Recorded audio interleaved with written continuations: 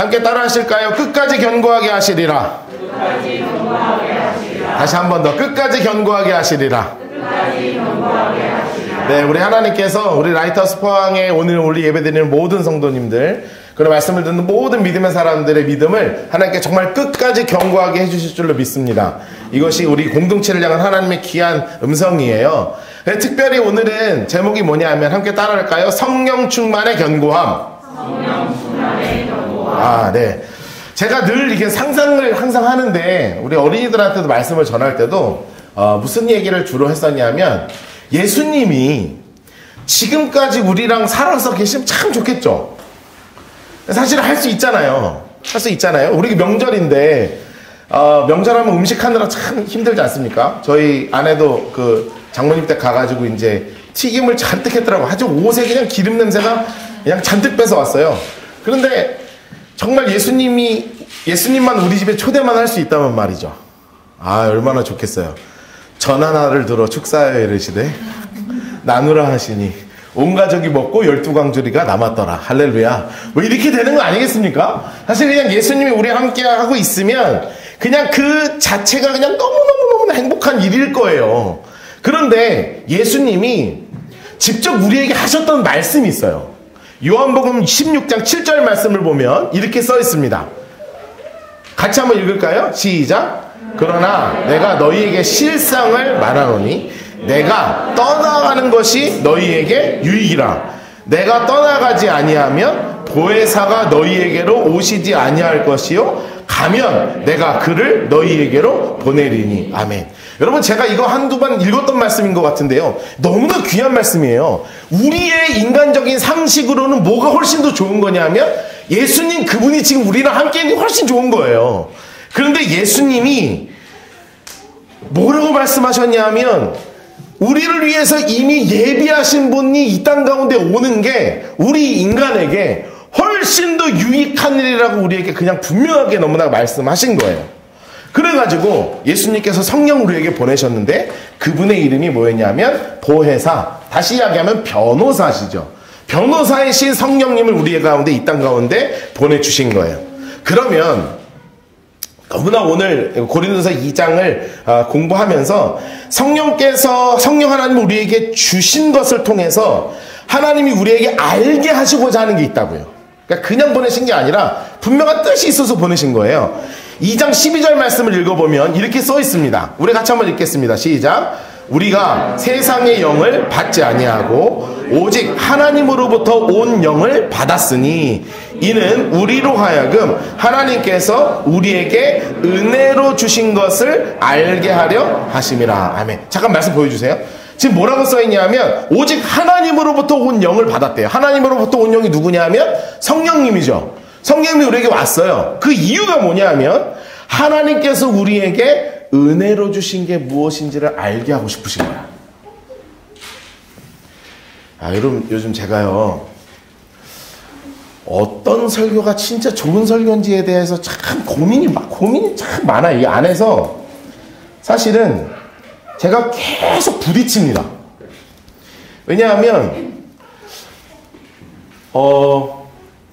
그런 설교는 진짜 편하겠더라고요. 무슨 설교가 편하냐면 예수 믿으십시오. 예수 형통 만사 형통. 예수 믿으면 안 되는 일도 풀리고 막혔던 게 막 뻥뻥 되고 막 돈 막 기도하면 쏟아지고 부자 될 줄 믿습니다. 아, 막 너무 좋지 않아요? 선언하고 싶은 충동이 막 올라와요.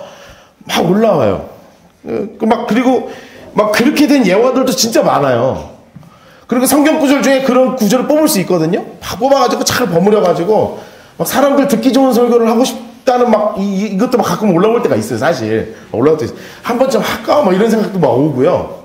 그런단 말이에요. 그런데 그게 아니잖아요. 오늘 성경을 읽으면 읽을수록 어떤 마음이 제가 드냐면 하나님이 나에게 주신 은혜들이 무엇인지를 알고 붙잡게 하는 게 진짜 주님이 기뻐하시는 게 아닌가 하는 확신이 계속 드는 거예요. 제가 왜 이 얘기를 하냐면 오늘 우리가 이제 아까 불렀던 충만이라는 찬양이 있잖아요. 충만이라는 찬양을 보면 가사가요 좀 우울해. 네? 좀 우울해요. 읽어보실까요? 한번 보여줄래요? 1절 보여주실래요? 가사가 딱 읽어보면 우울하죠. 무명이어도 공허하지 않은 것은 예수 안에 난 만족함이라. 여러분 좀 별로잖아요. 이왕이면 좀 유명해져도 공허하지 않는 것은 예수께서 날 높이심이라. 얼마나 좋아요. 그 다음도 보면 가난하여도 부족하지 않은 것은 예수 안에 나는 부요함이라. 아니 이런 거 말고 그냥 보여줘. 가난 중 가난 있잖아요. 가난하여도 왜 꼭 가난해야 되냔 말이에요. 내 통장에 1억이 있어도 1억이 있는 건 주께서 주신 부요함이라. 얼마나 좋아요. 가사가 통장에 1억씩 있을지어다 뭐 이런 거 하고 11조 1000만원씩 할지어다. 얼마나 좋아요. 고난 중, 그 다음에 가사 보면 고난 중에도 그냥 넘겨주세요. 예, 오늘 저기 항상 하던 분이 달라가지고 고난 중에도 견뎌낼 수 있는 것은 주님의 계획 믿기 때문이라 이렇게 돼 있죠. 왜 우리는 그 고난을 늘 받아야 되냔 말이에요. 날 괴롭히는 그놈 넘어진 것은 주님의 계획 때문이라. 얼마나 좋아요. 그놈이 넘어진 건 주님의 계획 때문이어야 되잖아. 근데 왜 이 가사를 보면 내가 자꾸 버텨야 되냔 말이에요. 실패해도 일어설 수 있는 건 예수 안에 나는 승리함이래요. 왜 자꾸 실패하라는 거냐. 하는 일마다 성공하는 건 오직 주 안에 나는 승리함이라. 너무 좋지 않아요? 이렇게만 불러도 좋을 것 같아요. 하는 일마다 성공할 수 있는 것은 예수 안에 오직 나는 승리함이라. 예수께서 채우시네. 좋죠? 가사가요 이렇게 바꾸면 은혜가 되더라고요. 안 그래요? 예수께서 막 채우신다는데, 막 통장에 1억 찍으신다는데 막 얼마나 은혜가 돼요. 그런데 제가 가만히 이것을 개사를 이렇게 하면서 어제 설교 준비를 하면서 이렇게 막 탈 붙이면서 너무 비교가 되는 거예요. 가난하여도 부족하지 않다? 이게 하나님이 나에게 주신 마음이구나.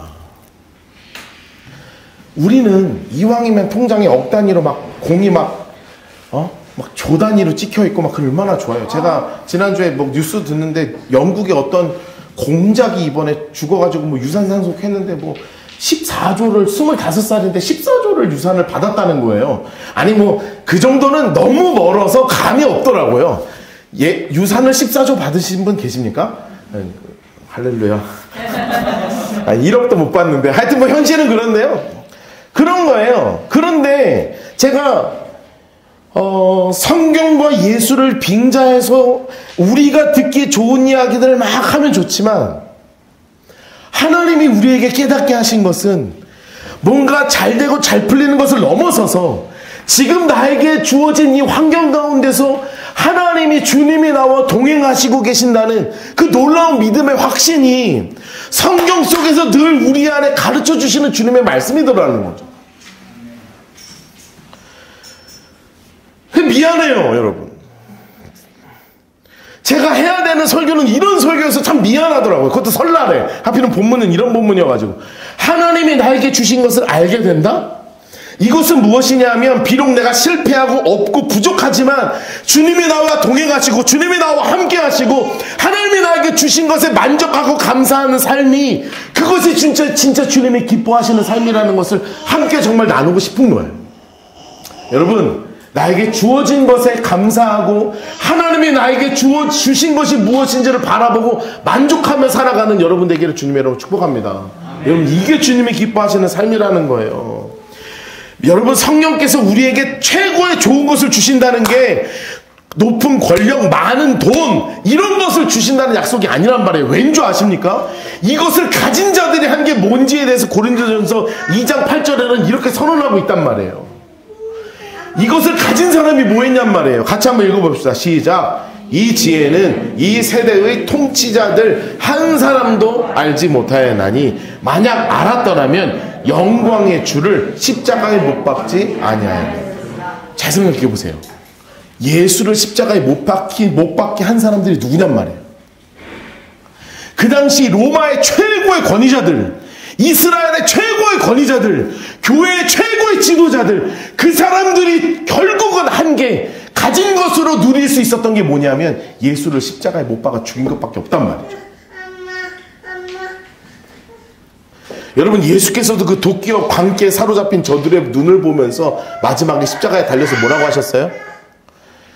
누가복음 23장 34절에 이렇게 예수님께서 말씀하셨어요. 예수께서 이르시되 아버지 저들을 사하여 주시옵소서. 자기들이 하는 것을 알지 못하나이다. 여러분, 예수님께서 쳐다보면서 하시는 얘기가 뭐냐 하면 하나님, 그 대단한 모든 권력과 돈과 모든 세력을 다 갖고 있는 저들이 지금 하고 있는 게 아무것도 알지 못한다.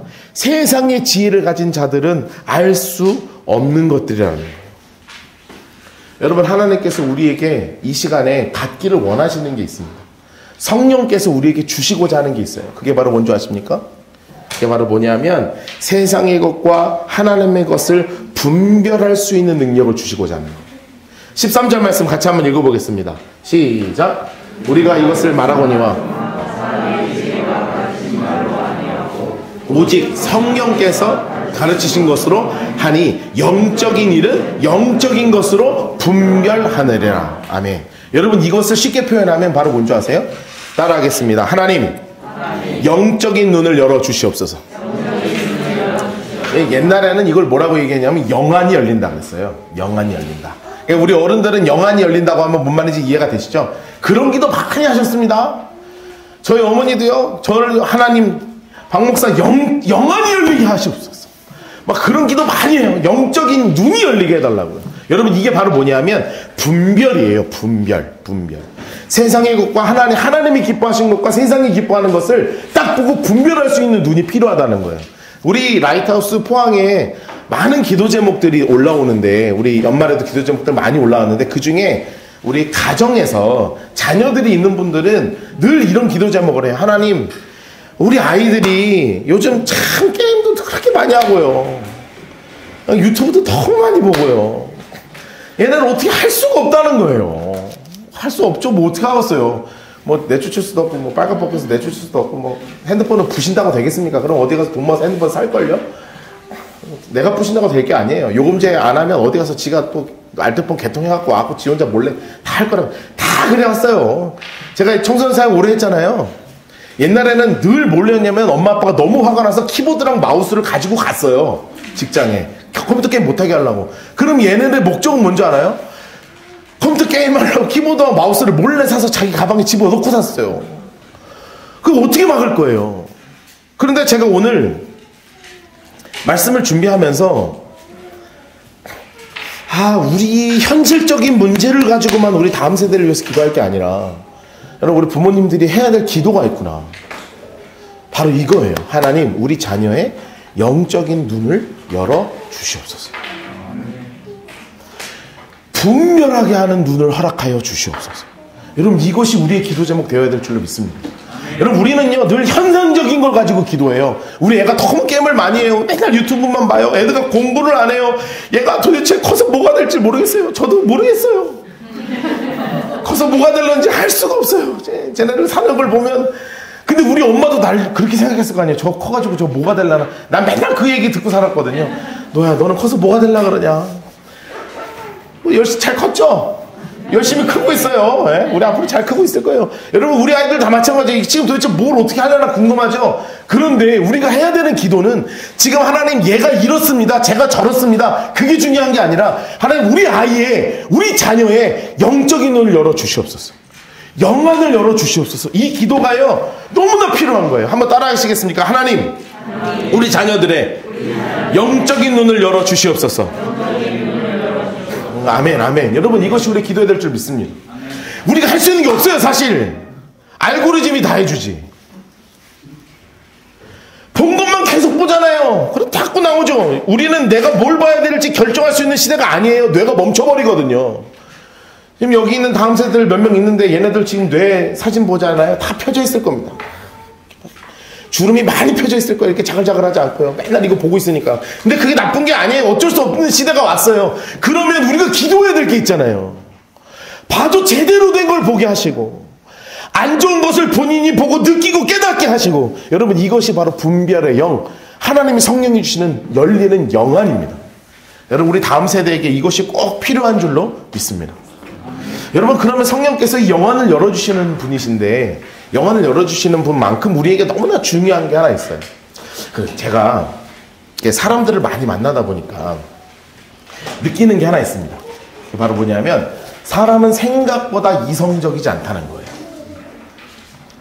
여러분 느끼십니까? 사람은 생각보다 이성적이지 않습니다. 제가 나름 굉장히 이성적인 사람입니다. 안 믿으시는 눈빛이지만 제가 나름 굉장히 이성적인 사람이에요. 그런데 이성보다 무엇인가를 결정할 때는 감정으로 결정할 때가 많아요. 여러분 우리 다윗 하면 참 좋은 왕이잖아요. 근데 다윗이 진짜 불편한 사람이 하나 있었어요. 다윗의 그 사역에 있어서 정말 불편한 사람이 있었어요. 그게 누구냐면 사촌 형인데 요압 장군이었어요. 요압 장군. 그래서 늘 전쟁을 하면 이겨. 그러니까 어떻게 할 수는 없어. 근데 늘 내 곁에서 나를 너무나 불편하게 하는 사람 중에 하나. 그 중에 어떤 사건이 있었냐면 이스라엘의 왕 사울 왕까지 다 죽고 이제 북이스라엘의 장군이 누구였냐면 아브넬이라는 사람이 있었어요. 아브넬. 이 아브넬 장군이 얼마나 대단한 일을 했냐면 다윗이 남유다 쪽만 이렇게 통치를 하고 있었거든요. 근데 북이스라엘 10지파는 통치를 못하고 있었어요. 한 7년 동안. 7년 반인가? 그런데 이거를 다 통치를 해야 통일왕국이 될 거 아니에요. 근데 못하고 있었다고요. 근데 이 아브넬이 10지파를 다 돌아다니면서 장로들 다 만나가지고 도장을 다 받아서 협의서 만들어서 다윗한테 나라를 갖다 바치러 왔어요. 대단한 일을 했죠. 그러면 서로 박수치고 막 축제가 벌어져야 되잖아요. 그래서 막 박수치고 축제를 벌어졌는데 그날 요압 장군이 어디 가서 전쟁하러 오는 날이에요. 전쟁하고 오느라고 몰랐어 그 소식을.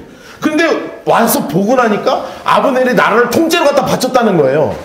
여러분 그러면 내가 밀려나게 생겼잖아요. 게다가 앙금이 있었어요. 앙금이. 무슨 앙금이 있었냐면 자신의 동생이었던 아사헬이라는 존재가 있었는데 얘가 좀 선을 넘었어 옛날에. 그래가지고 선을 넘어서 죽었다고요. 아브넬한테. 그래서 머릿속에 내 동생을 죽인 저놈 그래 쟤 죽인다. 이런 마음이 그냥 감정에 사로잡혀 있는 거예요. 잘 생각해보세요. 오늘 나라를 갖다 바친 날이에요. 그럼 이성적으로 싸우면 돼요? 안 돼요? 안 되죠. 그런데 사람은요 이성의 존재가 아니라 감정의 존재인 거예요. 완전히 사로잡혀 버렸어요. 자, 한번 보실래요? 26절. 이에 요압이 다윗에게로 나와 정령들을 보내서 아브넬을 쫓아가게 했어요. 야 잠깐 오세요. 우물가에서 그를 데리고 돌아왔으나 다윗이 모르게요. 요압이 아브넬을 오라 그러는 거예요. 그래서 27절. 아브넬이 헤브론으로 돌아오며 요압이 더불어 조용히 말한다. 자 잠깐 오시죠. 이렇게 해가지고 그를 데리고 성문 안에 들어가서 거기서 한 거죠. 그래서 자기 동생이 왜 그랬냐면 아사엘의 피로 말미암아. 여러분 이성이 앞서요? 감정이 앞서요? 감정이 앞서요. 중요한 일을 앞에 두고도요 사람은요 늘 이성이 아니라 감정을 따라가는 경우가 너무나 많단 말이에요. 그런데 이 요압의 모습을 보면서 제가 누구를 바라보는 줄 아세요? 저를 보더라고요. 아, 내가 이렇구나. 내가 감정적일 때가 참 많아요. 그래서 실수도 참 많이 하고요. 그때 이 말 하지 말걸. 그냥 이때 그냥 조금 참고 넘어갈걸. 이렇게 하는 때가 후회하는 때가 얼마나 많은지 모릅니다. 여러분 그런데 우리 성령 하나님께서 우리 안에 오실 때 우리 안에게 하시는 일이 뭔지 아십니까? 이 부분을 붙잡으시는 거예요. 이 부분. 고린도서 2장 16절 말씀을 함께 보도록 하겠습니다. 고린도서 2장 16절 말씀 같이 한번 읽죠. 시작. 누가 주의 마음을 알아서 주를 가르치겠느냐. 그러나 우리가 그리스도의 마음을 가졌느니라. 아멘. 아멘.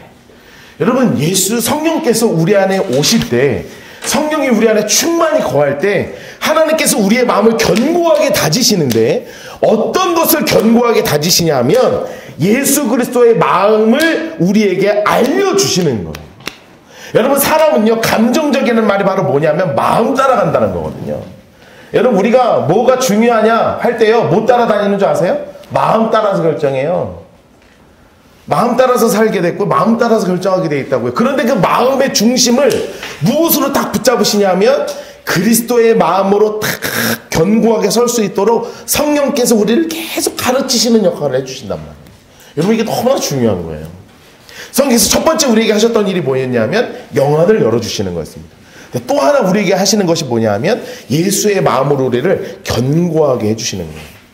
여러분, 제가 사도행전을 가르치면서 사도행전 첫 번째 시간에 어디 본문부터 봤냐면 누가복음 24장부터 봤었습니다.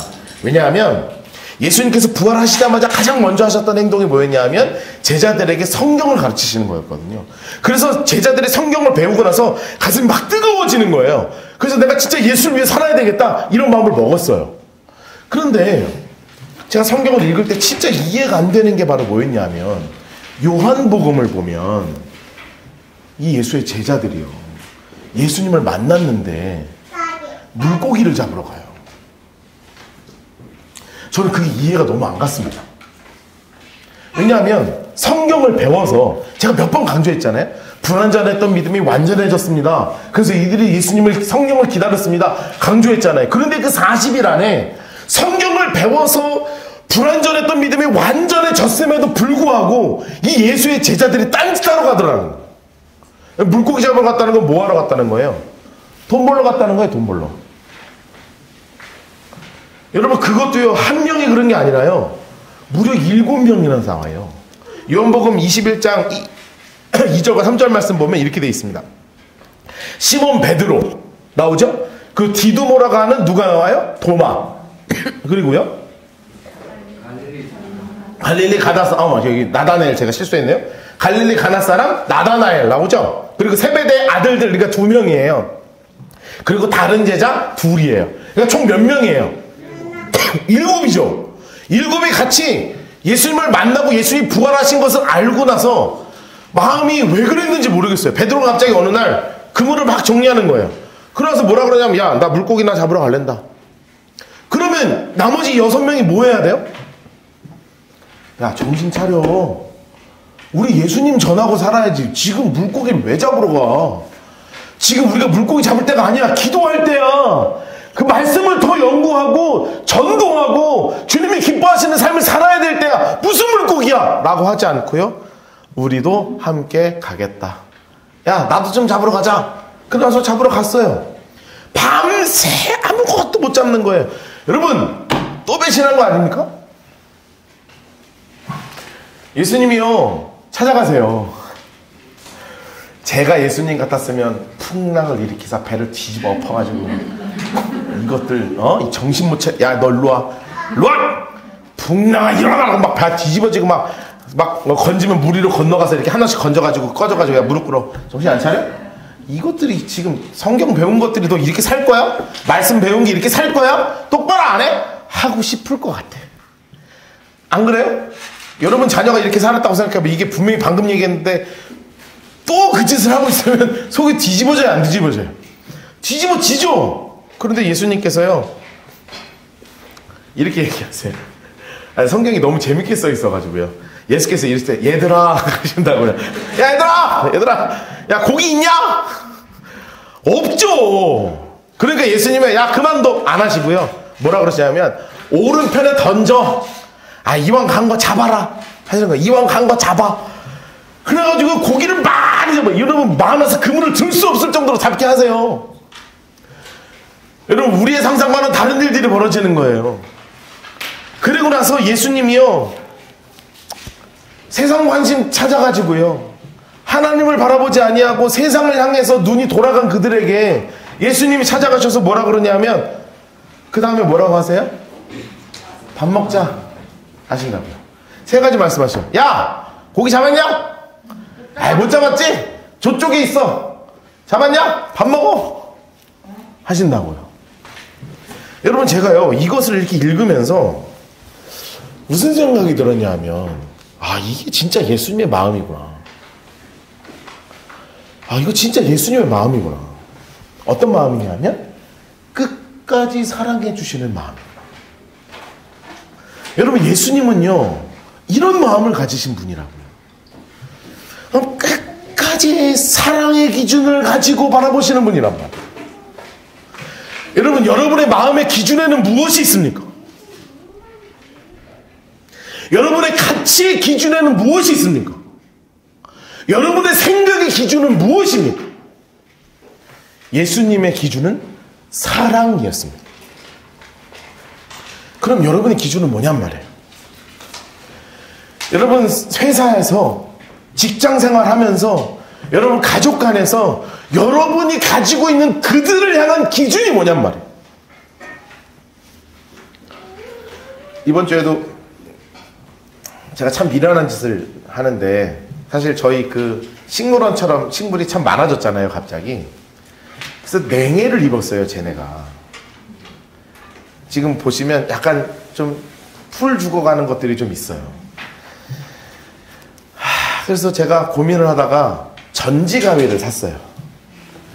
그래서 그거를 이렇게 자르는 거예요. 자르는 거예요. 근데 제가 이번 주에 이 본문을 계속 준비하고 있었잖아요. 자르면서 무슨 마음으로 잘랐는 줄 아세요? 주님, 끝까지 포기하지 않는 사랑입니다. 주님, 끝까지 포기하지 않는 사랑이에요. 이것도 그냥 죽어도 되거든요.